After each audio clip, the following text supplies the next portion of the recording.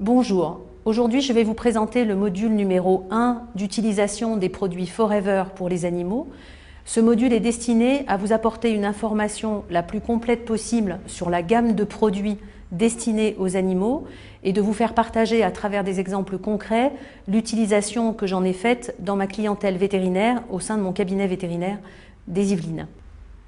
L'aloe, vous le savez, que nous utilisons dans les produits Forever pour les humains et pour les animaux, est une sous-espèce bien particulière d'aloe, qui est l'aloe barbadensis Miller, aloe vera de son nom commun.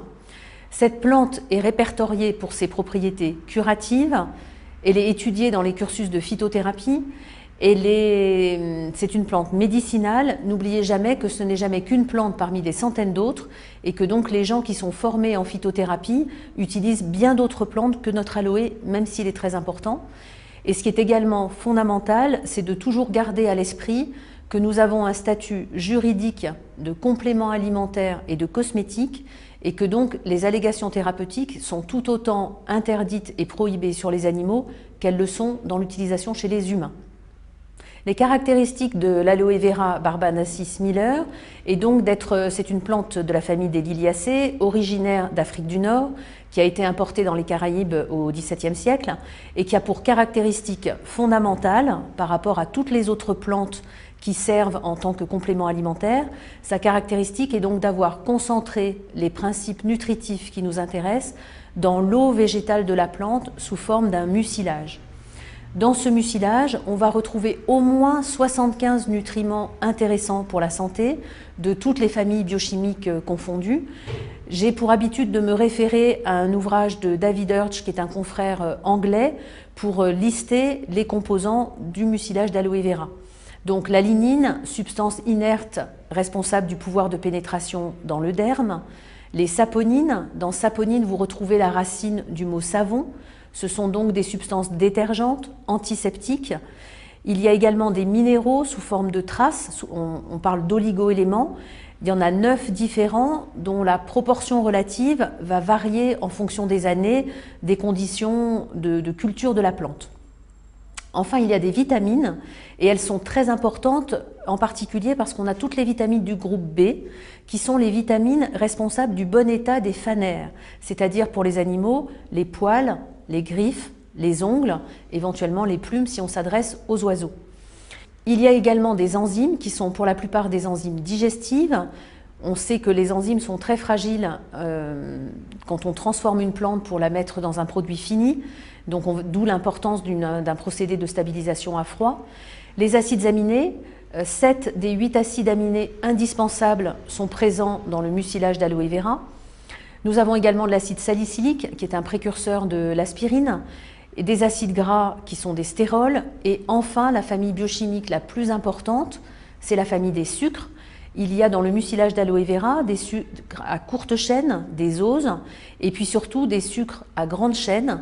Le plus important est l'acémanane, c'est un sucre à formule complexe qui intervient dans des réactions du système immunitaire, en particulier des réactions d'activation des lymphocytes T qui ont des propriétés antivirales. Alors les produits de chez Forever, le mode de préparation, de conservation de la pulpe permet de garantir, par un procédé de stabilisation à froid, que tous les principes cités précédemment restent actifs dans le produit fini. L'autre caractéristique essentielle, c'est que dans notre bidon, il y a effectivement quasiment à 99,9% l'eau végétale de la plante telle qu'elle était à l'état naturel. Ceci garantit ce qu'on appelle en médecine une biodisponibilité optimum de tous les nutriments que je vous ai cités tout à l'heure. Alors, quelles sont les principales propriétés pour les animaux du mucilage d'aloe vera? Alors, bien sûr, c'est d'abord et avant tout un complément alimentaire de choix, parce qu'il est stabilisé à froid, que c'est une eau végétale de plante. Or, je vous le dirai souvent au cours des formations, une des caractéristiques de nos animaux domestiques à notre époque est d'être nourris quasiment exclusivement avec une alimentation déshydratée. Ça pose le problème de l'apport en eau, donc bien évidemment l'eau du robinet, l'eau minérale convient. Néanmoins, nos animaux sont très sensibles au fait de leur apporter un complément alimentaire qui soit une eau végétale. Les herbivores vont l'accepter très spontanément, les carnivores avec quelquefois un peu de difficulté, mais on a tendance à oublier qu'il y a très peu de carnivores stricts. Nos chiens et nos chats ont l'habitude de manger l'herbe dans les jardins, tous les propriétaires peuvent en être témoins. Donc, action complément alimentaire, c'est fondamental, c'est la première indication.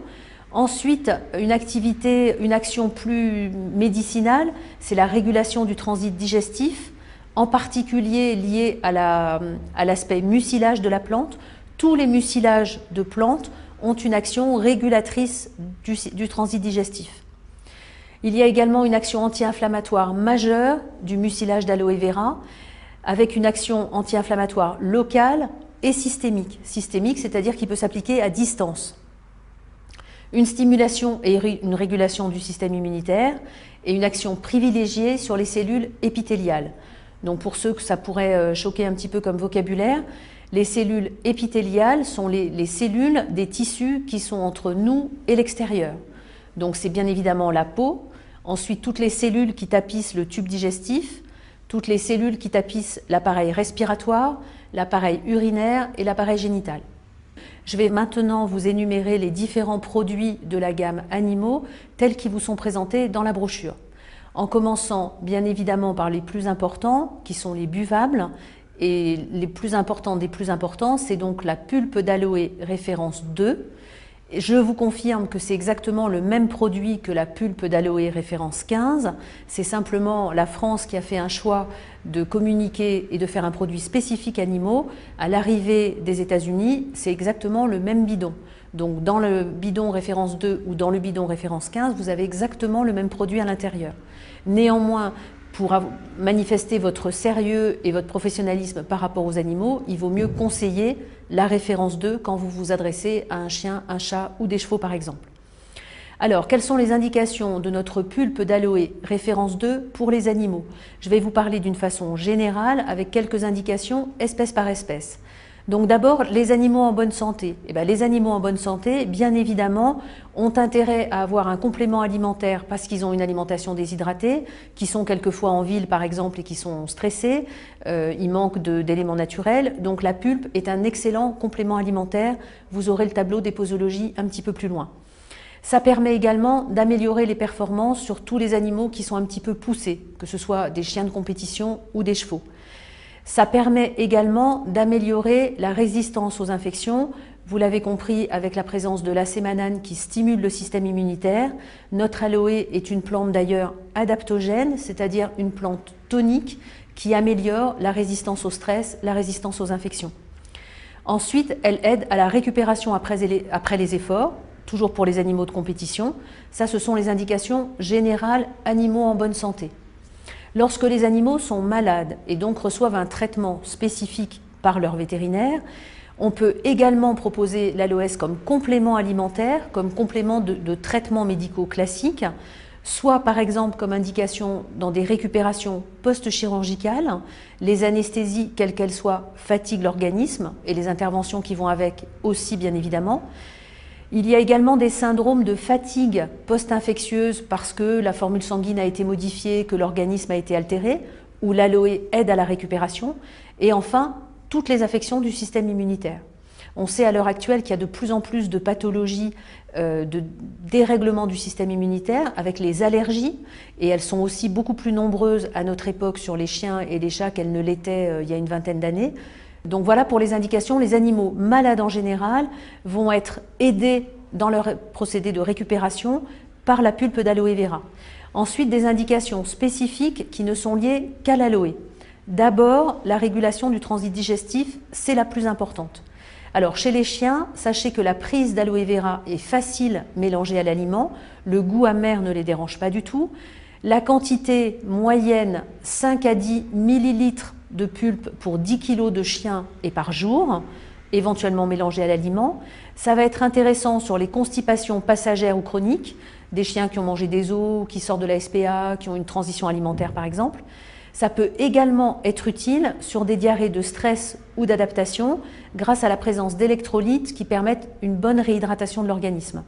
Chez les chats, d'une façon générale, l'appétence est beaucoup moins bonne. Les chats sont des animaux très difficiles, très délicats. C'est tout l'un ou tout l'autre, j'ai envie de dire. Il y a des chats qui vont prendre très spontanément l'aloe vera ou qui vont s'habituer au bout de 2 ou 3 manipulations. D'autres, c'est peine perdue, il vaut mieux pas insister. Les doses sont les mêmes. Un chat de 5 kg, 5 ml par jour, 1 ml kilo, on est dans une bonne fourchette. Il y a maintenant des gros chats, des races particulières comme les Maine Coon ou les Norvégiens qui sont vraiment des gros chats. On peut pousser la dose jusqu'à 10 à 15 ml par jour. Les indications générales, constipation, bourre de poils, tous les chats d'appartement qui ne voient jamais le soleil, qui ne voient jamais la nature, ont tout intérêt à prendre un complément alimentaire naturel avec une eau végétale comme l'aloe vera. Chez le cheval, on en parlera assez profondément dans le module 2 et surtout dans le module 3.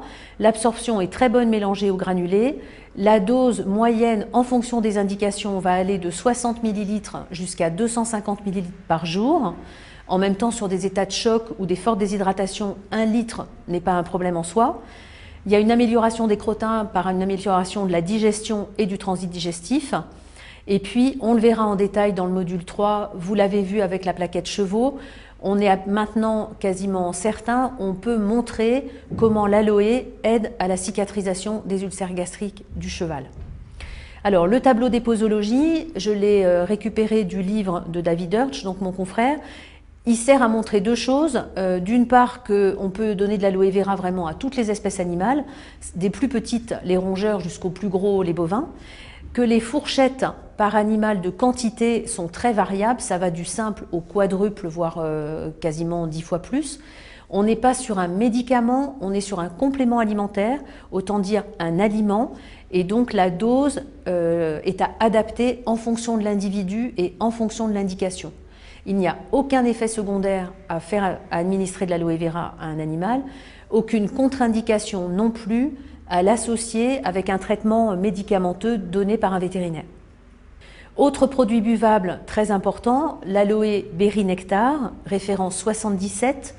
Alors là, c'est le produit de la gamme humaine que l'on adapte aux animaux, tout simplement en lui rajoutant un petit sticker, parce qu'on sait effectivement que la canneberge, qui est donc la plante médicinale rajoutée à notre aloe vera, est très intéressante aussi sur les animaux en prévention des cystites, puisque c'est une plante dont on sait qu'à long terme, elle empêche la fixation des bactéries sur les parois de la vessie.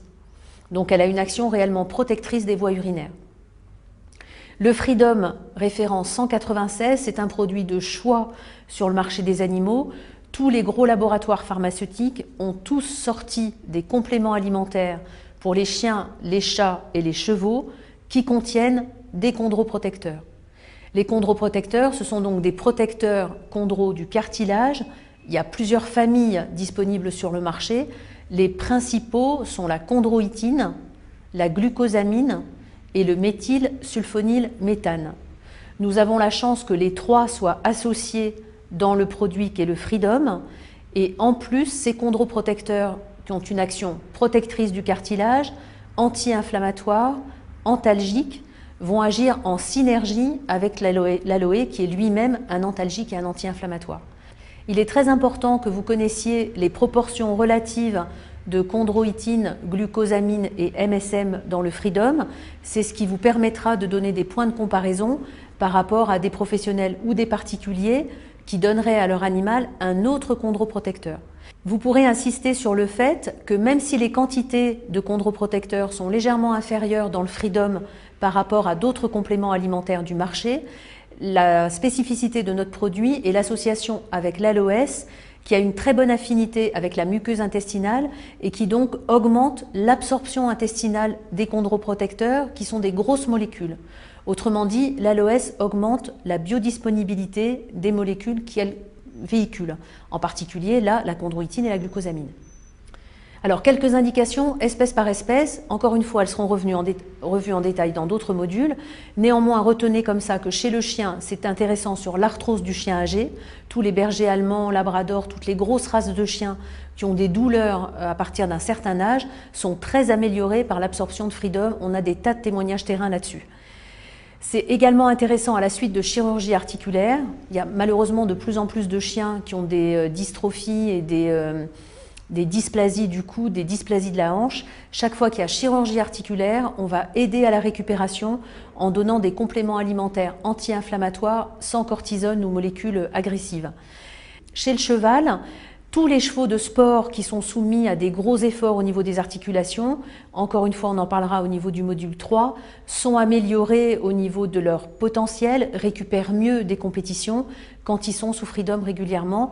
L'avantage que nous avons, c'est que tous nos produits sont non dopants.